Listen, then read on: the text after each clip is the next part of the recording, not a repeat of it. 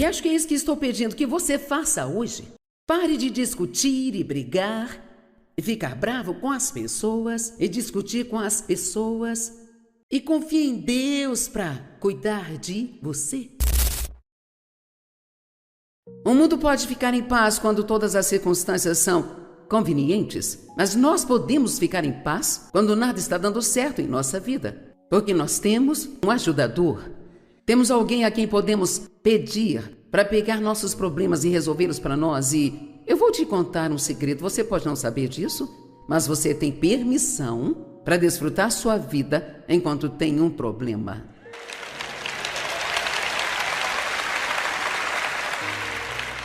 E muitas pessoas não sabem disso, acham que são obrigadas a se preocupar com seus problemas. Mas o que você deve fazer é lançar seus cuidados em Deus e confiar que Ele está cuidando do seu problema e seguir em frente, viver a vida pela qual Jesus pagou um preço tão alto para que nós a tivéssemos. Deixo-lhes a minha paz, eu não a dou como o mundo a dá, mas minha paz é especial, agora eu lhes deixo. Mas então, na amplificada, a versão clássica diz assim: então parem de se permitir ficar chateados e perturbados, parem de se permitir ter medo e intimidação. Então, Jesus faz a parte dele, agora precisamos fazer a nossa. Bem, eu não consigo evitar. Essa é uma desculpa que você tem que jogar fora hoje. Mas não posso evitar, é muito difícil. Mas.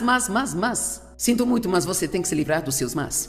Amém? O tempo todo pensamos, eu sei que não deveria fazer isso, mas. Eu sei que eu não deveria fazer aquilo, mas. Eu sei que não deveria dizer isso, mas. E precisamos parar com tudo isso, porque nada do que Deus nos diz para fazer é muito difícil para fazermos. Nós só temos que realmente querer fazer. Quantos aqui realmente levam a sério o seu relacionamento com Deus? Veja, e eu espero que sim, porque senão é melhor ir embora agora. Porque eu não venho aqui só porque estou procurando algo para fazer. Eu realmente quero ver as pessoas terem o que Jesus morreu para que tivessem. Eu quero que você saiba que você é em Cristo. Tenha confiança, seja ousado, seja forte, que desfrute sua vida e tenha as coisas pelas quais Jesus morreu para que você tenha. Uma das coisas que Paulo disse e que eu realmente gosto, ele disse: eu vou me apossar das coisas pelas quais Cristo Jesus morreu para tomar posse de mim. Eu amo esta afirmação. Eu vou prosseguir para tomar posse das coisas pelas quais Cristo Jesus morreu para tomar posse de mim. Será que você está desfrutando das coisas pelas quais Jesus morreu para dar a você? Ele não morreu por nós para que pudéssemos ter uma vida miserável aqui e um dia irmos para o céu? Há muito mais no nascer de novo do que apenas um dia irmos para o céu. Isto é maravilhoso, eu acho que valeria a pena se não houvesse mais nada além disso. Mas João 10:10 é muito claro: o ladrão vem tão somente para matar, roubar e destruir. Mas Jesus disse: eu vim para que vocês possam ter e desfrutar a vida e tê-la em abundância ao máximo, até que ela possa transbordar. E Romanos 14:17 diz: o reino de Deus não é comida nem bebida, mas é justiça, paz e alegria no Espírito Santo. E justiça significa que você sabe pelo sangue de Cristo que foi justificado diante de Deus, que todos os seus pecados foram perdoados, você não precisa viver culpado e condenado. E quando você sabe disso, pode ter paz. E quando tem paz, pode ter alegria. Então vamos trabalhar essas coisas hoje à noite juntos. É ajudar todos aqui a realmente progredir muito. Quando Dave e eu começamos nosso ministério, por 5 anos ensinei estudos bíblicos em casa. Esses foram meus primeiros anos e eu não sabia quase nada. E eu aprendi as coisas e as ensinava às pessoas que iam ao estudo bíblico. E eram cerca de 25 todas as terças-feiras em minha casa. E eu fui fiel a isso. E talvez eu estudasse mais do que estudo hoje, porque sei mais agora do que naquela época, mas então eu senti que eu deveria parar com esses estudos bíblicos e fui trabalhar numa igreja, uma nova igreja na minha cidade, e me pediram para começar um estudo bíblico para mulheres, o que eu fiz, e cresceu muito rápido e ficou muito grande, chegou a ter entre 400 a 500 mulheres por semana que iam àquela reunião, mas então Deus começou a lidar comigo que Ele havia terminado com tudo aquilo. Obrigada, Senhor. E que agora eu deveria assumir o ministério de ir para o norte, sul, leste e oeste e pedir a Deus muitas confirmações, porque eu estava petrificada para sair. Eu não tinha dinheiro, Eu não tinha qualificações, não tinha ninguém para me ajudar, sabe? Só tinha Deus. E ninguém me conhecia no norte, sul, leste, oeste, então eu meio que me senti como Abraão quando Deus disse: pegue sua tenda e vá embora. Mas ele não disse para onde ele ia. Foi assim que me senti no dia em que saí do meu emprego. Eles não recolheram uma oferta e me deram uma quantia de dinheiro para eu começar meu ministério. Eu saí com uma calculadora e uma mesa amassada para ir para o norte, sul, leste e oeste. Então, eu só fiz a única coisa que eu sabia fazer. Morávamos em Santa Luz e ainda moramos lá. E começamos uma reunião uma vez por mês no norte de Santa Luz, leste de Santa Luz, oeste e sul de Santa Luz. Nós fomos para o norte, sul, leste e oeste. E eu fiz milhares de reuniões com 50 pessoas, 60, 70 pessoas. E cara, se ajuntasse 100 pessoas, eu achava que eu tinha morrido e ido para o céu. E assim, não despreze os dias dos pequenos começos. Se você for fiel, se quiser ser usado por Deus e for fiel, nesses pequenos primeiros anos de começo, eventualmente as coisas crescerão. Sempre leva mais tempo do que gostaríamos, mas para ser muito honesta, isto é bom, sabe? Porque as estrelas cadentes geralmente caem tão rápido quanto elas subiram. Você tem que ter tempo para aprender a crescer e passar por algumas coisas. Eu disse passar por algumas coisas, porque é assim que nós ganhamos experiência. Hebreus 5 diz que Jesus adquiriu experiência por meio das coisas que sofreu. E elas o equiparam para ele se tornar o autor e a fonte da nossa salvação. Eu amo isso. E vou citar de novo porque isso precisa ser repetido. Jesus aprendeu através das coisas que ele sofreu e ele adquiriu experiência. Quantos aqui têm algumas experiências? Bem, se conseguir não ser amargo sobre elas, então talvez Deus possa usá-las para ajudar outras pessoas. Você pode não ter um ministério como este aqui, mas todos temos um púlpito. Pode ser a cerca do seu quintal, talvez sua mesa no trabalho, mas todos nós temos um púlpito. E se todo mundo que se diz cristão tão somente saísse pelo mundo e agisse como um, não apenas na igreja, mas lá no mundo, onde as pessoas estão procurando por Jesus, você pode ser o único Jesus que elas vão ver e você pode pregar sem nunca abrir a boca. E assim a experiência de Jesus o equipou e alguns de vocês não percebem isso agora porque estão passando por momentos difíceis, mas estão sendo equipados. Você está adquirindo o que precisa. Quantos aqui já pediram a Deus para te usar? Bem, queridos, aí está. Veja, nós cantamos assim: ó Deus, tudo entregarei. Sério, é mesmo? Ok, bem, experimente e veja o quão sério você é. Bem, vamos ofertar $10 a mais hoje. Não quero saber disso. Só queremos entregar as coisas que queremos entregar, mas Deus quer fazer uma obra muito profunda nas pessoas e isso é muito necessário nesse momento da história. O mundo, em geral, ele não nos respeita. E a razão pela qual não respeitam é porque muitas pessoas colocam algumas joias cristãs e vão à igreja e carregam suas Bíblias por aí, mas elas realmente não vivem esta vida lá fora, no mundo, onde as pessoas precisam vê-la. E quando começamos o nosso ministério no Norte, Sul, Leste, Oeste, Deus falou algo ao meu coração. E temos sido muito diligentes em tentar obedecer a isso agora, cerca de 40 anos depois, ou 47, eu acho que estou realmente no ministério há 47 anos. E ele disse: eu vou te dar 3 coisas e se as fizer, eu abençoarei seu ministério. O que quer que faça, faça com excelência. Nós servimos a um Deus excelente e nós não podemos jamais ser desleixados de forma alguma. Se você vai fazer um trabalho, faça o melhor que você puder fazer. Amém? Seja sempre uma pessoa íntegra. Significa fazer o que você diz que vai fazer e depois fazer. Muitas pessoas hoje não cumprem sua palavra. Eu te ligo pra gente almoçar e você não pretende ligar de jeito nenhum. Você só quer se livrar delas. Agora sabe, o mundo ficou tão desleixado. E ele disse: mantenha a contenda fora de sua vida, seu casamento, de sua casa e do seu ministério. Bem, por que isso seria importante? Bem, porque Deus trabalha onde existe paz. E você verá, enquanto passamos por esta noite, que onde existe unidade, existe unção. E se você não sabe o que é a unção, Meu filho tem 40 e poucos anos e ele disse: muitos da minha idade não sabem o que significa unção. Bem, é a presença e o poder de Deus em sua vida. É o que faz as coisas funcionarem. Eu posso ficar aqui e dizer todas as coisas certas, mas se não tivesse a unção na minha vida, todos ficariam tão entediados que seria patético. Porque algumas pessoas viriam de tão longe quanto alguns de vocês vieram e pagariam $15 pelo estacionamento só para ouvir uma mulher vir aqui e falar. Porque é a unção de Deus que quebra todas as amarras em nossas vidas.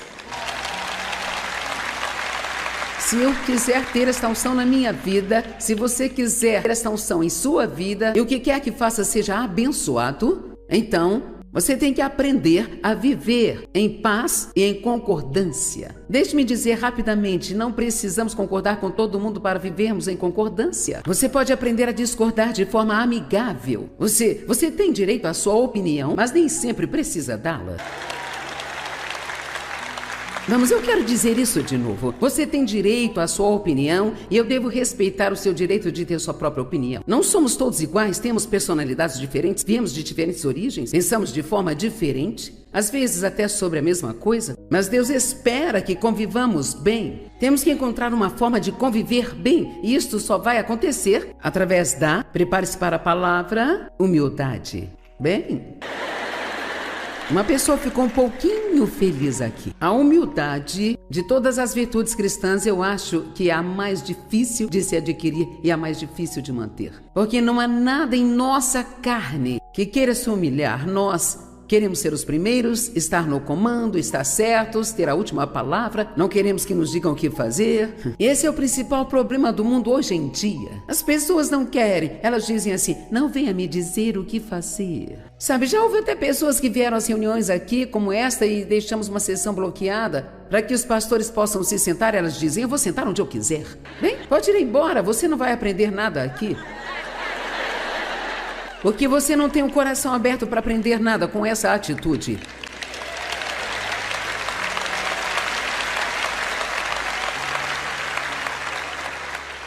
Provérbios 14:30.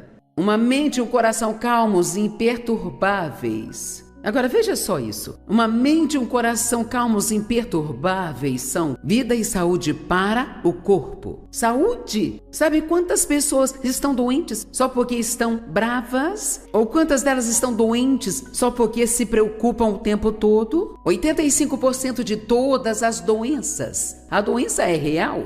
Mas a causa raiz dela é o estresse. E você pode tomar todas as pílulas que quiser, mas será como jogar aquele jogo do martelinho? Se você já viu um desses, você pode bater em um lugar e ele vai aparecer em outro lugar, sabe? Então, quero dizer, é importante para mim que você entenda isso hoje, que esta não é apenas uma mensagenzinha agradável que eu peguei e organizei para vir até Austin e pregar aqui, mas eu quero, pela graça de Deus e com a ajuda do Espírito Santo, de alguma forma te convencer de que você tem que ter humildade o bastante para esperar em Deus pelas coisas e não tentar fazer tudo acontecer sozinho. E alguma vez vimos Jesus perder a paz? Não. Ele era acusado de tantas coisas e ele nem mesmo respondia. Pense o que quiserem. Porque nós achamos que nós temos que tentar provar que estamos certos o tempo todo. Estar certo é altamente superestimado. Vamos confiar em Deus o bastante para ficar debaixo da poderosa mão dele e deixar que ele nos exalte no devido tempo. E tudo o que é preciso às vezes é apenas você calar sua boca.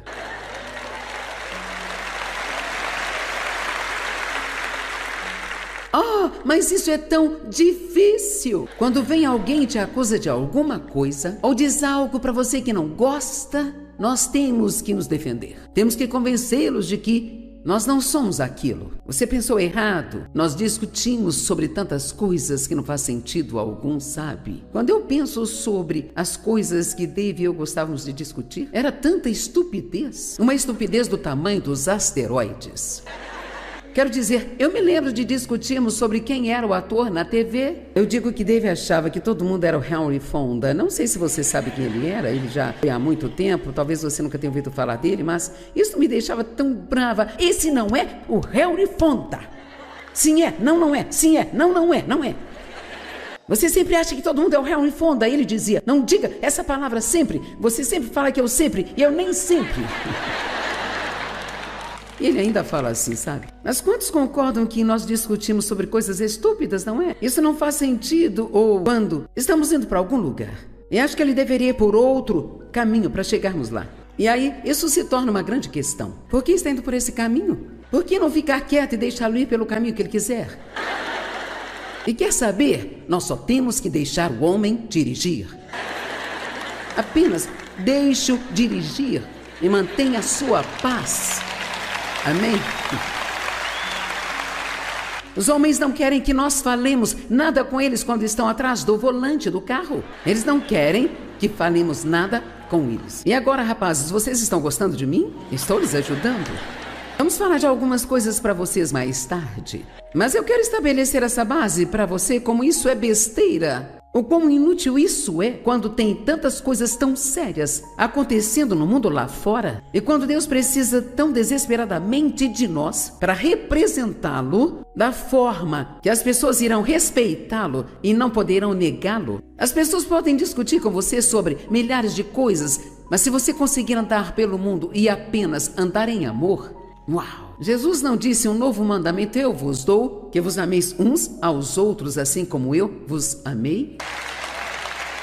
Bem, a humildade é necessária para que possamos viver em paz. Jesus ama um espírito manso e tranquilo. 1 Pedro 3, 13 e 4. Não seja o vosso adorno meramente externo com elaborados laços nos cabelos, o uso de joias ou roupas finas. Não significa que não podemos usar joias, roupas finas ou arrumar o cabelo. O que ele diz é que gastamos muito tempo com o lado de fora, tentando impressionar os outros. Agora, senhora, só digo isso no espírito de amor, então ouçam assim. Se nós gastarmos o mesmo tempo nos preparando espiritualmente, quando nós tentamos nos arrumar, quando nós vamos sair, preciso terminar? Sabe, não pareço linda assim quando me levanto? Tive que trabalhar um tempão para ficar assim? E por outro lado, há pessoas que você olha para elas e você pensa, você não se olhou no espelho esta manhã?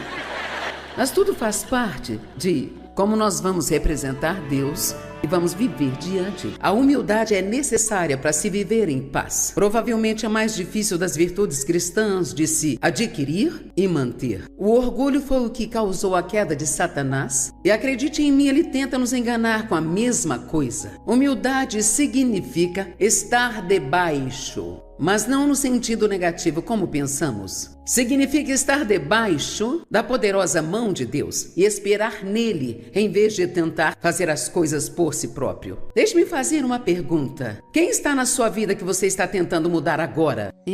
Ouvi alguns murmúrios. Seu marido, sua esposa, qual dos seus filhos? Sua mãe, seu pai, seu vizinho? Você não pode mudar as pessoas. Pode orar por elas, mas somente Deus pode fazer um trabalho interno.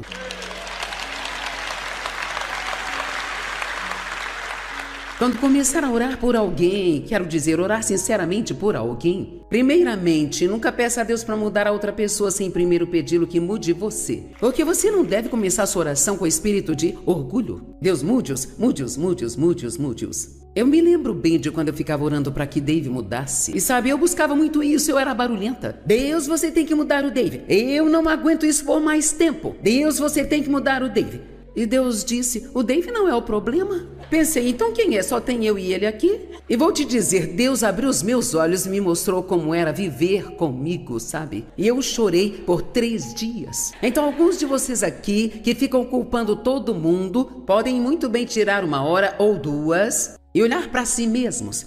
Talvez, só talvez. Ou talvez não. Sabe, é fácil culpar todo mundo por nossos problemas. Tudo é sua culpa, sua culpa, sua culpa. Eu não agiria assim se você não fizesse isso, isso e isso. Sabe, cada um de nós é responsável por seu próprio comportamento, não importa como outra pessoa age. Amém? Deixe-me falar isso também. Pare de colocar na outra pessoa a responsabilidade pela sua alegria. Vamos lá. Bem, você não me faz feliz?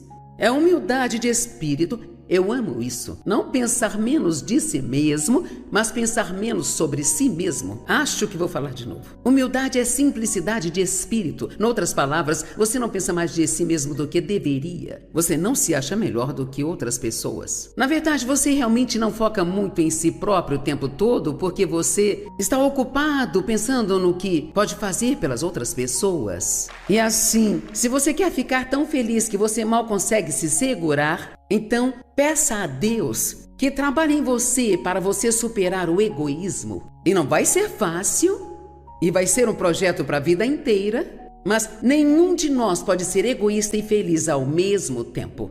Veja, eu pensava, você é o problema, você é o problema, você é o problema, é você. Às vezes até pensava que Deus era o problema, e o diabo certamente era o problema. Gostamos de culpá-lo por tudo, mas eu era o problema.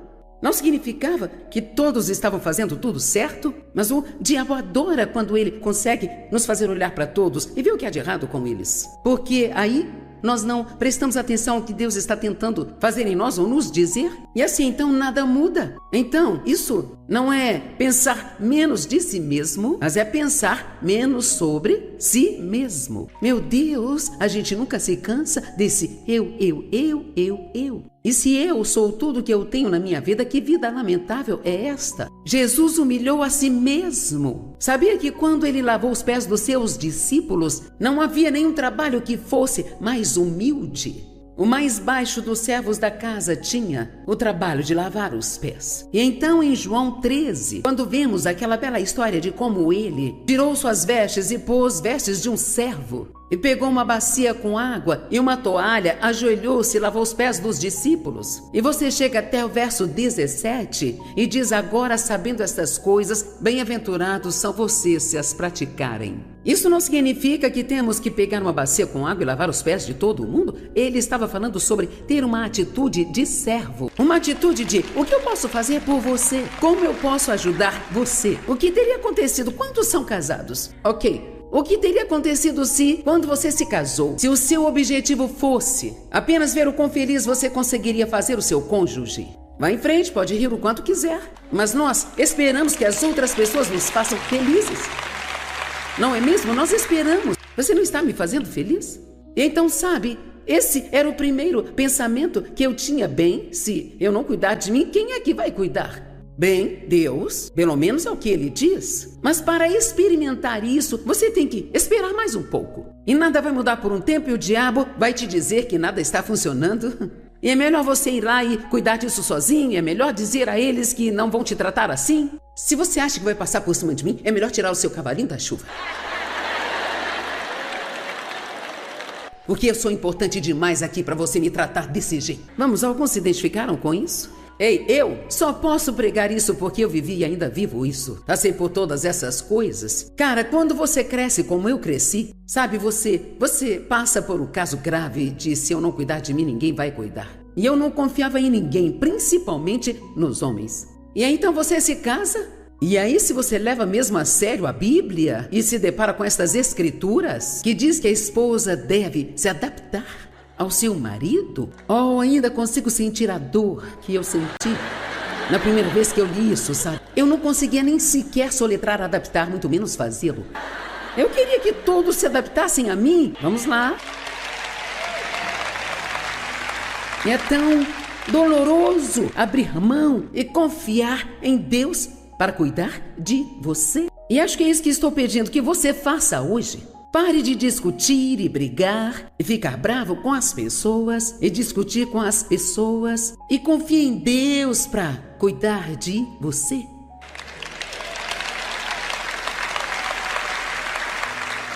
Quando sentir que alguém está te maltratando, acredite no que a Bíblia diz, que eu sou o seu vingador. A Bíblia até diz que Deus nos pagará pelos erros das pessoas para conosco. Mas Ele não apenas devolve o que nos foi tirado, Ele nos devolve em dobro. O dobro. Eu chamo isso de o dobro pelo seu problema. Jó passou por um momento muito difícil. Se você ler o livro de Jó, como aquele homem aguentou aquilo? E ele era um homem justo. Pessoas boas nem sempre têm boas circunstâncias. Paulo disse: quando tento fazer o que é certo, o mal está sempre presente. Bem, todos sabemos como isto é, certo? Oh Deus, estou tentando fazer o que é certo e nada dá certo para mim. Bem, essa é a única maneira que o diabo sabe como fazer você parar de tentar fazer o que é certo, pensar que não está funcionando. Sabe, quando crescemos, isso é bom se você entender. Quando você está fazendo o que é certo, enquanto nada certo está acontecendo com você, vamos lá. E você está tentando acreditar que Deus vai cuidar de você? Está esperando e nada está acontecendo. Apenas espere, porque se você conseguir esperar em Deus, ó queridos, deixe-me dizer, quando Deus decidir se mover, aí então você vai ver favor e bênçãos e portas abertas. E eu posso te garantir que Deus vai fazer coisas por você que vão te deixar de boca aberta de tanta admiração. Deus abriu portas para mim neste mundo que simplesmente não fazem nenhum sentido. Então, como é que nós nos humilhamos? Lançando nosso cuidado em Deus e acreditando que não importa o que alguém faça conosco, que nos maltrate ou não esteja certo, que Deus cuida de nós e que Ele vai cuidar de tudo isso também. Agora, não estou falando de deixar alguém abusar ou bater em você ou esse tipo de coisa. Não é isso que eu estou dizendo, sabe? Portanto, não coloque fora de contexto o que estou dizendo. Obviamente, Deus não quer que você deixe que alguém bata em você. Mas eu estou falando dessas coisas comuns que acontecem na vida de todos nós e... eu não sei sobre você, mas finalmente eu me cansei de tentar cuidar de mim mesma. Então eu decidi me aposentar da autopiedade e dar uma grande festa. Agora, obviamente, ensino que devemos cuidar de nós, mas não estou dizendo para se preocupar com a forma como nos tratam ou pensam de nós e todas essas bobagens. Quantos entendem que poderiam ter muito mais paz em sua vida se você parasse de tentar impressionar a todos e de se importar com o que pensam de você?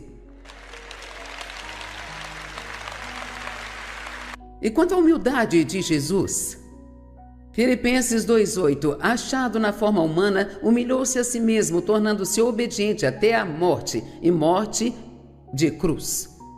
Agora, eu posso dizer aqui claramente que é impossível obedecer a Deus sem um pouco de dor. Porque quando Deus coloca em nosso coração para fazer algo que não queremos fazer, cada pequeno pedaço de carne que nós temos vai gritar.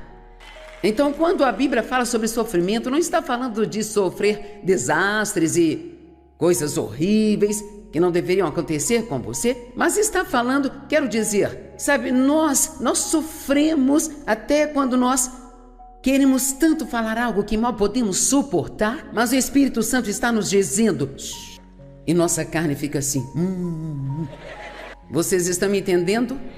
Sabe, não são realmente todas as grandes coisas que nos colocam em tantos problemas, são as pequenas coisas que acontecem em nossas casas a portas fechadas.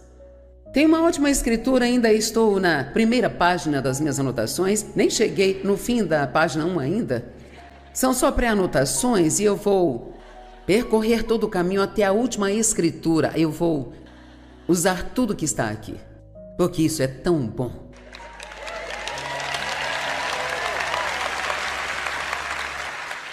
Ok. Em Tiago 13, ele fala sobre como a contenda abre a porta para a rebelião. Verso 14 de Tiago 3. Vamos começar no 13. Tiago 3:13. Na amplificada. Quem há entre vocês que seja sábio e inteligente? Então, pelo seu bom procedimento, mostre as suas boas obras, com toda a humildade, a qual é o atributo próprio da verdadeira sabedoria. Mas se vocês têm ciúme amargo, inveja e contenda, que é conflito, rivalidade e ambição egoísta em seus corações, não se orgulhem disso, desafiando a verdade. Esse tipo de sabedoria não vem de cima, mas é terrena e até diabólica. Verso 16. Alguns perguntam por que seus filhos são rebeldes. Vou lhe responder agora.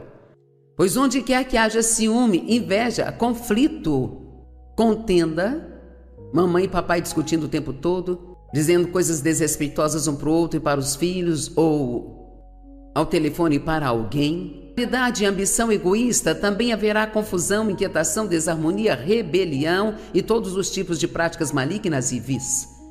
As crianças não foram criadas para viver numa casa ouvindo seus pais um para o outro o tempo todo. Eles precisam saber que vocês se amam. Isso dá confiança a eles quando sabem que vocês se amam. E isso faz com que eles respeitem vocês, em vez de se rebelarem contra tudo que vocês dizem. Agora eu sei que estou te oferecendo um grande jantar aqui, como o máximo que você puder. Eu posso te garantir que terá mais amanhã.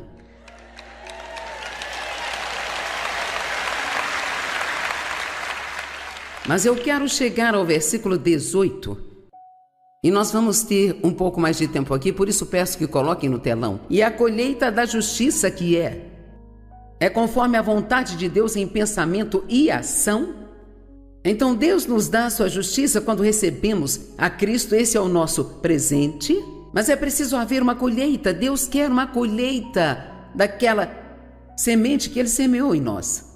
Ele quer que bons frutos venham daquilo que acontece quando obedecemos a Deus em pensamento e ação. Não só quando sentamos no banco da igreja e sublinhamos nossas Bíblias, mas quando nós fazemos aquilo que a Bíblia nos diz. A colheita da justiça conforme a vontade de Deus em pensamento e ação é o fruto da semente. Ouça isso, semeado em paz por aqueles que trabalham e fazem a paz em si e nos outros. Agora, talvez você não faça ideia do que isso significa. Então vou explicar para você. Se você veio à igreja ou a esta conferência, sabe quando estamos aqui?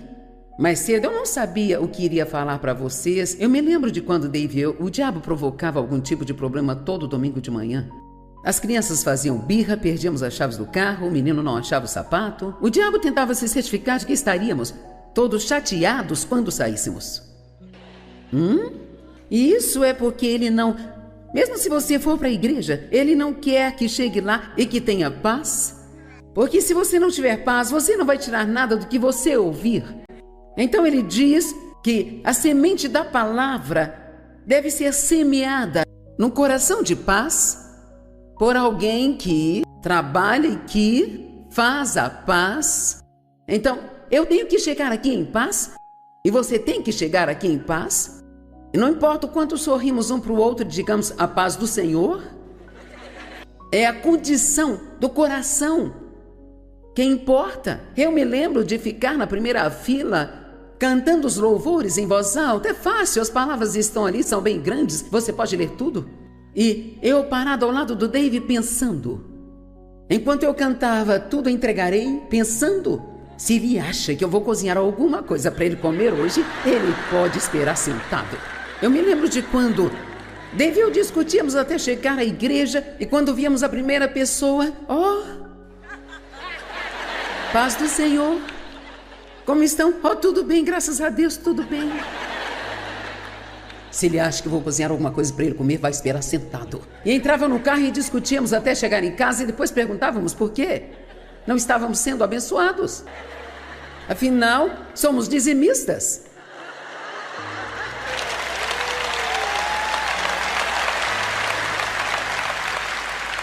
Quero dizer, afinal eu estou indo para a igreja, estou lendo minha Bíblia todos os dias, eu estou dizimando, por que não sou abençoada?